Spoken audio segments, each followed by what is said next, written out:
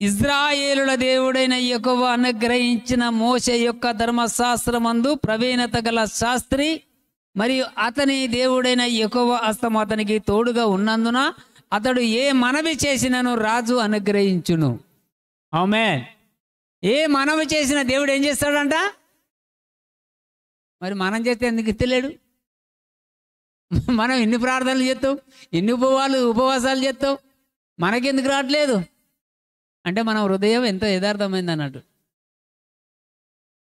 అవునా? ఎజ్రా ఎలాంటి వాడంట? దేవుని యందు భయభక్తులు కలిగిన వాడై. ఇజ్రాయేలుల దేవుడు యెహోవా మోషేకు అనుగ్రహించిన ధర్మశాస్త్రమునందంట ప్రవీణత గలవాడై ఉన్నాడంట. మోషేకి ఇచ్చిన వాగ్దానాలు ఆ ధర్మశాస్త్రాన్ని చదివి దాన్ని పాటించే వ్యక్తి అంట.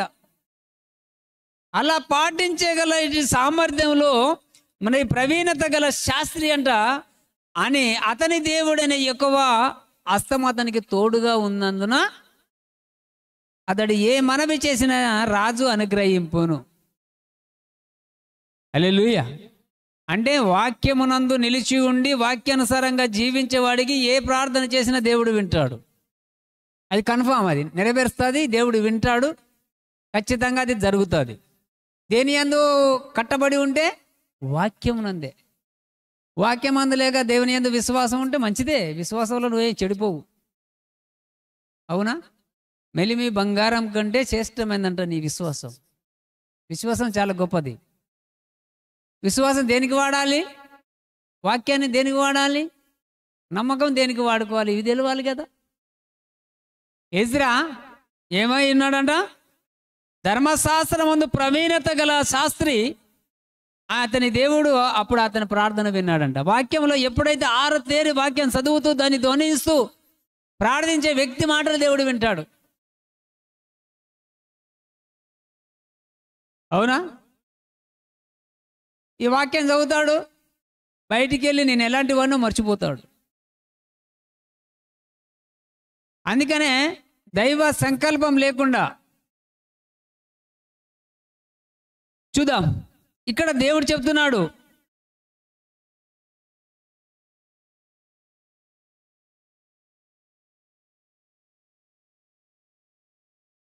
అందరు చెప్పండి, దేవుని యొక్క హస్తము ఎజ్రాకు తోడుగా ఉన్నట్టు నాకు తోడుగా ఉండును గాక. ఆమెన్. ఇప్పుడు ఒక మాట చెప్తాను, వింటారా? దేవుని చేరుకునే పరిశుద్ధత మనకు లేదు, నాకైతే లేదు. కానీ ఆయన నన్ను కలుసుకునే భాగ్యం, ఆయనకు ఆ ప్రేమ ఉంది. హల్లెలూయా. ఆయనని కలుసుకునే పరిశుద్ధత నాకు లేదు, కానీ నన్ను కలుసుకునే ప్రేమ అయితే ఆయనకు ఉంది. మరి అందుకే దేవుడు ఏం చేశాడంటే నిన్ను విడిపించి, అవునా, నిన్ను ఏ బంధకంలో పడి ఉన్నావో నిన్ను విడిపించి నీకు బంధము కలిసిన వానికి కలపాలని యేసయ్యను పంపిండంట లోకానికి. ఆమేన్. నువ్వు ఎవరికి బంధం కలిగి ఉండాలో ఆ వ్యక్తికి నిన్ను కలపనీకి ఆయన పరమ నుంచి తన కుమారుని పంపి నిన్ను బంధకంలో నిన్ను విడిపించి నిన్ను తీసుకొచ్చి సంఘంలో నిలబెట్టి ఒక సాక్షిగా నిన్ను కనపరుచుకొని మళ్ళీ నిన్ను బంధము కలిగిన వాడికే కలపాలన్నది యేసయ్య యొక్క ఉద్దేశం. అదే చెప్తున్నా మీకు, మీరు నేర్చుకోవట్లేదు. అవునా? ప్రతి ఒక్కరు నేర్చుకొని దేవుని యొక్క నామములో ముందుకెళ్ళాలి అనుకుంటే ఈ రోజు నీకు దేవుడు చెప్తున్నాడు, ఎజ్రాకు ఆయన హస్తం తోడై ఉన్నట్టు నీకు తోడై ఉంటుంది. హల్లెలూయా. ఎందుకంటే ఎజ్రా 3 సార్లు ఆయన హస్తం తోడుగా ఉందని రాయబడి ఉంది ఇక్కడ. 3 టైమ్ అంటే అది కన్ఫామ్. ఎట్లా కన్ఫామ్ అంటారు? 3 సార్లు చెప్తేంది? ఎవరన్నా చిట్టి పాట పడిన ఇక్కడ మీకు ఏం చెప్తారు? ఏమంటారు? 1 బార్ 2 బార్ 3 బార్ ఖతం హో గయా అంటారా లేదా? 3 సార్లు నీ గురించి రాయబడి ఉంది అంటే అది కన్ఫామ్ జరుగుతుంది అని అర్థం. అవునా? ఈ రోజున దేవుడు ఏమంటున్నాడంటే, ఎజ్రా 7:6 చెప్పాడు, 28లో ఒక మాట అంటాడు. ఏమంటాడు 28 వచనంలో? నా దేవుడైన యెహోవా హస్తము నాకు తోడుగా ఉన్నందున నేను బలపరచబడ్డాను. ఏమన్నాడా ఎజ్రా? దేవుని హస్తం నాకు తోడుగా ఉంది కనుక నేను స్ట్రాంగ్ అయిపోయా, నేను బలంగా నిలబడ్డా. చూడండి, నేను బలపరచబడి నాతో కూడా వచ్చుటకు ఇజ్రాయేల్ ప్రధానులను సమకూర్చాను, నాతో రాండి అని ఎజ్రా ఇజ్రాయేల్ ఉండి ప్రధానులందరినీ ఒక చోటుకి చేర్చాడంట. హల్లెలూయా. గమనించండి, ఈ రోజున 8వ అధ్యాయం 18వ వచనం ఎజ్రా, మా దేవుని కరుణాహస్తము మాకు తోడుగా ఉన్నందున. ఇక్కడేమన్నాడు? చూడండి, జాగ్రత్తగా వినండి. మా దేవుని కరుణాహస్తము. ఆయన హస్తం ఏంటి? కరుణించే హస్తము, దీవించే హస్తము, బలపరిచే హస్తము. అందుకే అలాంటి హస్తాన్ని అపవాది ఓరలేక మేకులతో కొట్టించాడు సిలువల. అర్థమవునా? మా దేవుని కరుణాహస్తము మాకు తోడుగా ఉన్నందున వాళ్ళు ప్రజ్ఞావంతుడైన ఒకనిని షెరెబ్యాను అతని కుమారులను సహోదరులను 18 మందిని తోడుకొని వచ్చిరి. ఆ ప్రజ్ఞావంతుడు మహలి కుమారులలో ఒకడు. ఈ మహలి ఇజ్రాయేలునకు పుట్టిన లేవి వంశస్థుడు. హల్లెలూయా. ఇజ్రా ఏ గోత్రం అంట? లేవి. అంటే ఇక్కడ దేవుడు చెప్తున్నాడు, మనము చాలా జాగ్రత్తగా వినాలి. 22వ వచనంలో దేవుని హస్తము తోడుగా ఉందని ఎన్నిసార్లు చెప్తుందో చూడండి. మేలు కలుగజేయుటకై ఆయనను ఆశ్రయించి వారికి అందరికీ మా దేవుని హస్తము తోడుగా ఉండును గాని ఆయన హస్తమును ఆయన ఉగ్రతయు ఆయనను విసర్జించి వారందరి మీదికి వచ్చునని మేము రాజుతో చెప్పి ఉంటిమి గనుక మార్గమందున్న శత్రువుల విషయమై మాకు సహాయము చేయనట్లు కాల్బలములను రౌతులను రాజునొద్ద కావాలనని మనవి చేటకు సిగ్గుగా నాకు తోచెను. హల్లెలూయా. మనము మేలు చేయగలుగుటకై ఆయనను ఆశ్రయించిన వారందరికీ, మనం ఎవరికైతే మేలు చేయాలనుకుంటున్నాం అలాంటి వారు దేవుని దగ్గరికి వచ్చిన వారు, దేవుని ఆశ్రయించిన వారికి, వారందరికీ మా దేవుని హస్తం తోడుగా ఉండును గాని ఆయన విషయములో చూడండి, ఆయనను ఎవరైతే విసర్జిస్తారో వారికంట ఆయన ఉగ్రత ఆయనను విస్తరించు వారి మీదికి వచ్చునని మేము రాజుతో చెప్పి ఉంటే గనుక మార్గమందున శత్రువుల విషయమై మాకు సహాయం చేయనట్లు కల్బలమును రౌతులను రాజునొద్ద కావాలనని మనవి చేయుటకు సిగ్గుగా నాకు తోచెను. మేలు చేయవలసింది మనకే కీడు జరుగుతూ ఉంటే ఎలా ప్రార్థన చేయ? ఎజ్రా అదే బాధపడుతున్నాడు. అందుకే 31వ వచనం చూడండి, ఇక్కడ ఏమంటాడు? మేము మొదటి నెల 12వ దినమందు యెరూషలేమునకు వచ్చుటకై. ఒక్క నిమిషం. మొదటి రోజు, ఇది ఏం రోజు? ఏ నెల? 12వ నెల మొదటి రోజు.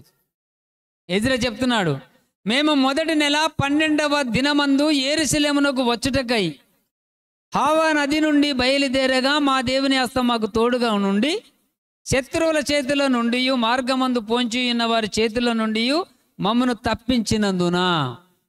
ఆమేన్. ఈ 2024 12వ నెలలో ఈ 3 రోజుల మీటింగ్లో మీరు అందరూ ప్రతి సమస్య నుంచి తప్పించబడతారు, విడుదల పొందుతారు. హల్లెలూయా. ఇది జరుగుతుంది. కానీ మీ ఆలోచనలు యావత్తును జాగ్రత్తగా చూసుకొని ఈ నెలలో నీ ప్రభువుకి లోబడి ఉండి ఆయనను గొప్ప చేయాలి. అప్పుడే మీరు ఎదగనికి ఒక మార్గము సరళం చేసుకున్నట్లుగా ఉంటుంది. ఇక్కడ దేవుడు అంటున్నటువంటి మాట, దీనికి ఎజ్రా 7వ అధ్యాయం 10వ వచనం చెప్తుంది.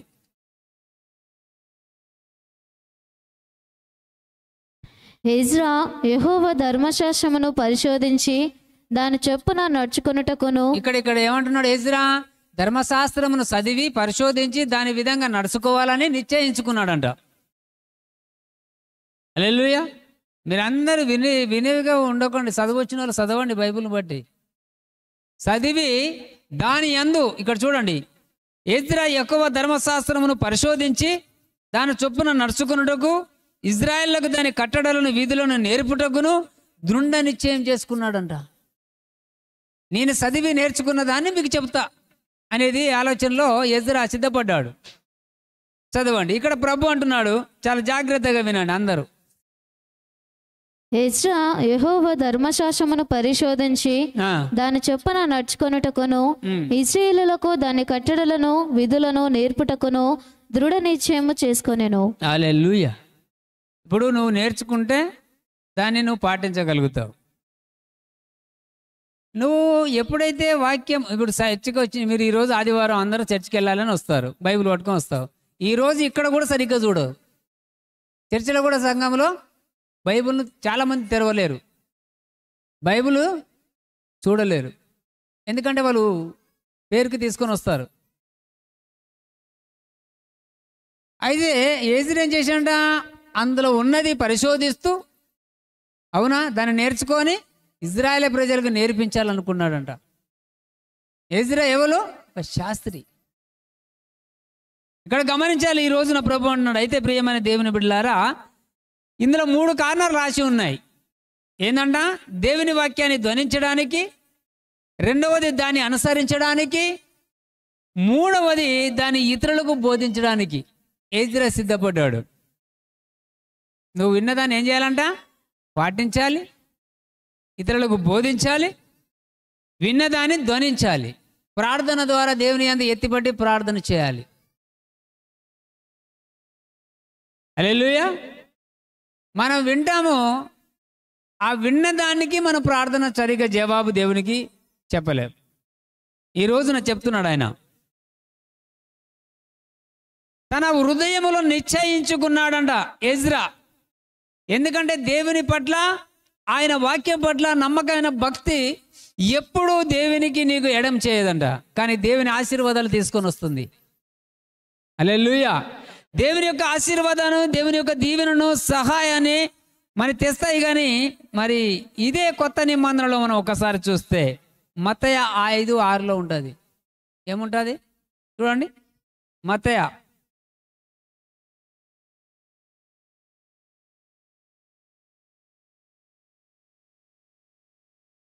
నీతి కొరకు ఆకలి దప్పులు గలవారు ధన్యులు, వారు తృప్తి పరచబడుదురు. చూడండి, నీతి కొరకు, నీతి కొరకు ఆకలి దప్పులు గలవారు ధన్యులు, వాళ్ళు తృప్తిపరచబడతారు. దేవుని పని ఎలా జరగాల, ఈ రోజుల, ఈ సంవత్సరంన ఈ పండుగ వస్తుంది, ఎలా జరగాల ఈ నీతి కొరకి. ఆ నీతిమంతుడైన రాజు పరలోకాన్ని విడిచి వస్తున్నాడంటే అది ఆయన కొరకు ఎంతమంది ఎదురు చూస్తున్నారు, ఉపవాసాల్లో కనిపెడుతున్నారు, ఎంతమంది ప్రార్థనలో కనిపెడుతున్నారు, ఎంతమంది వాక్య ధ్వన్యములో కనిపెడుతున్నారు, ఎంతమంది సంఘానికి వచ్చి ప్రార్థిస్తూ కనిపెడుతున్నారు. ఎవరు దేవుడిని కనిపెట్టేవారు లేక దేవుడు బాధపడుతూ ఉంటాడు. ఈ రోజున ఆయన చెప్తున్నటువంటి మాట యోహాను గ్రంథం అంటుంది, 14:21 యోహాను గ్రంథంలో చెప్తున్నాడు ఆయన,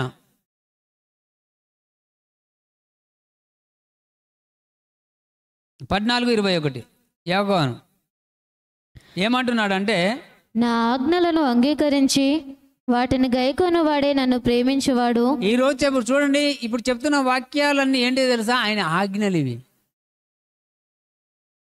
హల్లెలూయా. ఇవి ఏంటంటే ఆయన ఆజ్ఞ మనకు జారీ చేస్తున్నాడు.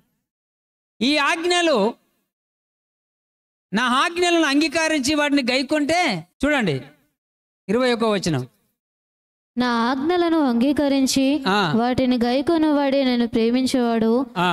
నన్ను ప్రేమించేవాడు నా తండ్రి వలన ప్రేమింపబడును, నేనును వానిని ప్రేమించి వానికి నన్ను కనపరుచుకొందునని చెప్పాను. ఓకే, హల్లెలూయా.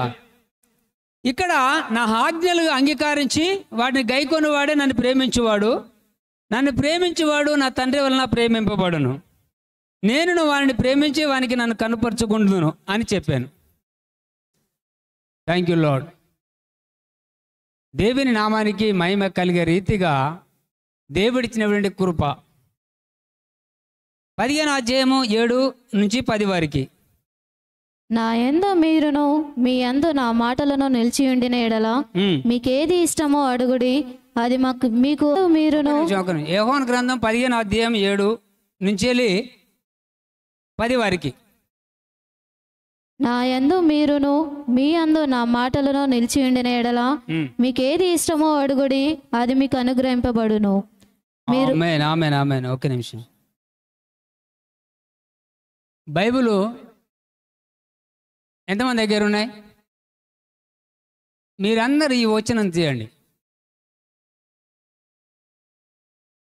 నా యందు మీరు ఏమంటున్నాడు? నా యందు మీరు ఉన్నారా? దేవుడు అడుగుతున్నాడు. మీరందరు దేవుని యందు ఉన్నారా? ఉన్నారుగా? రైట్. నా యందు మీరు మీ యందు నా మాటలు నిలిచి ఉన్నాయి ఎడల. ఉన్నాయా? దేవుని మాట ఎంతమంది దగ్గర నిలిచి ఉన్నాయి? అందరం చేతులు ఎత్తుదాం. ఎత్తమా? కానీ ఆ నిలిచి ఉన్న మాటల ప్రకారంగా మనం మాట్లాడగలుగుతున్నామా? చెప్పాలి. ఒక్కసారి మీరు ఆలోచన చేసుకోండి. దేవుని యందు మీరు ఉన్నారు, కానీ మీ యందు ఆయన మాటలు ఉన్నాయా? ఆయన మాటలు ఉంటే మీరు ఏమి చేయాలట? ఆయన మాటలే మాట్లాడాల. నువ్వు వాక్యము ఎజ్రా నేర్చుకుంది ఏంటంట? ధర్మశాస్త్రములో ప్రవీణత గలవాడై ఉన్నాడంట. విన్నదాన్ని ధ్వనించడానికి, విన్నదాన్ని అనుసరించడానికి, విన్నదాన్ని ఇతరులకు బోధించడానికి ఈ ప్రవీణత గల వాడై ఉన్నాడు గనక ఎజ్రాకు దేవుని హస్తం తోడుగా ఉంది. ఇక్కడ యోహాను ప్రవక్త రాసిన విధంగా ఏం చెప్తున్నాడంటే, నా యందు మీరు మీ యందు నా మాటలు నిలిచి ఉన్న ఎడల మీకేది ఇష్టం? హల్లెలూయా. మీకేది ఇష్టం అది అడగండి, నేను ఇస్తానన్నాడు దేవుడు. నా యందు మీరు ఉన్నారు కాదనట్లేదు, కానీ మీ యందు నా మాటలు ఉన్నాయని అడుగుతున్నాడు ఆయన. నీ యందు నా మాటలు నిలిచి ఉంటే మీకేది ఇష్టం అది అడగండి, ఇస్తాడంట దేవుడు. ఆమేన్. దేవుడే చెప్తున్నాడు కదా, మీకేది ఇష్టం అడుగుడి, అది మీకు అనుగ్రహించబడుతుంది. అందుకే ఈ వాక్యాన్ని నేర్చుకొని సంవత్సరం కొంచెము ఈ 12వ నెలలో సిద్ధపడండి. నీ మార్గం సరళం చేసుకోండి. ఆటంకాలు ఇవన్నీ తొలగిపోండి. అవునా? నీ మార్గం నుంచి ఆటంకాలు, సమస్యలన్నీ ఏమవుతాయంట? తొలగిపోతాయి. ఈ రోజున చాలా జాగ్రత్తగా విన. 8వ వచనం. మీరు బహుగా విషయం అంటే మీకు ఏది ఇష్టమైతుందో దేవుడు అది ఇస్తాడో. ఇచ్చిన తర్వాత మరి నువ్వు బ్లెస్ అవుతావా? దేవుడికి ఏమైనా కదులుతుందా దాని మూలంగా? నీకు ఇచ్చిన దాని మూలంగా అంటే దేవుడు ఏమంటాడు తెలుసా? నువ్వు ఎంతగా ఆశీర్వదించబడతావో దేవునికి మహిమ వస్తుందంట. 8వ వచనంలో మీరు బహుగా ఫలించుట వలన నా తండ్రి మహిమపరచబడును, ఇందువలన మీరు నా శిష్యులగుదురు. అంటే ఎక్కువగా మీరు ఫలించితే, ఎక్కువగా మీరు ఆశీర్వదించబడితే దేవునికి మహిమ వస్తుంది. మీరు అప్పుడు యేసేకి ఏమవుతారంట? శిష్యులు అవుతారంట. ఎందుకు శిష్యులు అవుతారు? నా దేవుడే నన్ను ఆశీర్వదించాడు, నేను ఆయనకు రుణపడి ఉంటాను. ఇలా మరణ పడకలో ఉన్న నన్ను లేవనెత్తాడు, నేను మరణించే వరకు, ఈ జీవితంలో ఉన్నంత వరకు నా దేవుని స్తుతిస్తానని ఒక నిర్ణయం చేసుకుంటావు. అంటే ఎక్కువ నువ్వు ఫలించడం వలన తండ్రికి మహిమ, అప్పుడు నువ్వు దేవుని కుమారుడిగా మారిపోతావు. అయితే ఇప్పుడు ఈ సమాజంలో కొంతమంది అలా లేరు. దేవుని ద్వారా ఎంత బహుగా ఆశీర్వదించబడతావో అంత త్వరగా దేవుని నుంచి ఎడమైపోతారు. 9వ వచనం చదవండి ఇప్పుడు. తండ్రి నన్ను ఎలాగూ ప్రేమించునో నేనును మిమ్మను అలాగూ ప్రేమించి తిని నా ప్రేమ యందు నిలిచియుండుడి. ఇక్కడ తండ్రిని నేను ఎలా ప్రేమించాను? నా ప్రాణము సిలువలో అప్పగించే వరకు నేను ప్రేమించాను. చూడండి, యేసయ్య చెప్తున్నాడు, నా తండ్రిని నేను ఎంతగా ప్రేమించానంటే నా ప్రాణము బలియాగము చేసుకున్నాను. సిలువలో తన ప్రాణాన్ని బలియాగం చేసి నా పాపాలన్నిటిని ఆయన రక్తంలో కడిగే వరకు అంతగా ప్రేమించాడంట యేసయ్య. తండ్రిని ఎంత ప్రేమించాడు? అంత ప్రేమించాడంట. ఇక్కడ ఇంకొక మాట ఉంటుంది 9వ వచనంలో, ఆ తండ్రి నన్ను ఎలాగ ప్రేమించానో నేనును తండ్రిని ఎలాగ ప్రేమించానో అలాగ నా మిమ్మల్ని ప్రేమించాను. ఏమంటున్నాడు? నా తండ్రిని ప్రేమించిన రీతిగా మిమ్మలను కూడా ప్రేమించాను. నా ప్రేమ యందు నిలిచి ఉండండి అని చెప్తున్నాడు ఆయన. ఆ ప్రేమ ఎప్పుడు నిన్ను ఇబ్బందిలోకి గురి చేయదు, కష్టాలకు గురి చేయదు. చూడండి 10వ వచనం. నేను నా తండ్రి ఆజ్ఞలు గైకొని ఆయన ప్రేమ యందు నిలిచి ఉన్న ప్రకారము మీరును నా ఆజ్ఞలు గైకొనిన ఎడల నా ప్రేమ యందు నిలిచియుందురు. ఆమేన్. నేను తండ్రిని ఏ ఆజ్ఞ అయితే నాకు ఇచ్చాడో నేను ఆ ఆజ్ఞను గైకొని ఆయన ప్రేమ యందు నిలిచి ఉన్నాను. హల్లెలూయా. ఏ ఆజ్ఞ గైకొన్నాడంట? తండ్రి, ఇదిగో నా ప్రాణాన్ని నీకు అప్పగిస్తున్నాను, దాన్ని తిరిగి పొందుకొనుటకు నాకు అధికారం కలదు, నా ప్రాణం పెట్టుటకు అధికారం కలదన్న యేసు ప్రభువారు. ఈ రోజున మీరు చాలా జాగ్రత్తగా, నేను నా తండ్రి ఆజ్ఞలు గైకొని ఆయన ప్రేమ యందు నిలిచి ఉన్న ప్రకారం మీరును నా ప్రేమను నా ఆజ్ఞలు గైకొని ఎడల నా ప్రేమ యందు నిలిచి ఉంటారు. ప్రేమ యందు ఎప్పుడు నిలిచి ఉంటారంట? ఆయన ఆజ్ఞలు గైకొన్నప్పుడు, ఆయన ఆజ్ఞలు తెలుసుకొని వాక్యానుసారంగా పరివర్తించినప్పుడు, వాక్యానికి లోబడి జీవించినప్పుడు, అప్పుడు దేవుని ప్రేమ యందు మీరు కట్టబడి ఉన్నారని అర్థమంట.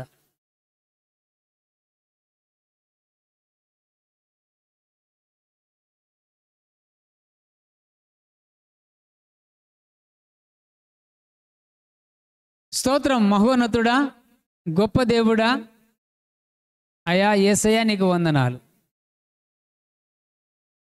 2024 సంవత్సరము లాస్ట్ నెలలో ప్రభువా, 12వ నెలలో మాకిచ్చినటువంటి వాగ్దానాన్ని బట్టి, మీరు బోధించినటువంటి విధానాన్ని బట్టి దేవా, ఇగో నీ ప్రజలకు ఈరోజు వివరించి ఉన్నాను గనుక యేసుకి ఇచ్చిన ఆలోచన తలంపును యేసుక్రీస్తు నామములో మా జీవితంలో నెరవేరాలని, ఈ 24 సంవత్సరంలో మా స్థితిగతులని అయా విడిచిపెట్టి నూతన సంవత్సరంలో నూతన ఆలోచనతో మేము నూతన హృదయము కలిగి, మంచి విశ్వాసం కలిగి, మంచి మనసాక్షిలో నుండి అయా వచ్చినదే ప్రేమే ప్రభు, ఆ ప్రేమను మేము అనుసరించువారమై ఉండే విధంగా ఈ సమయాన్ని బట్టి మేము ప్రార్థిస్తూ ఉన్నాం.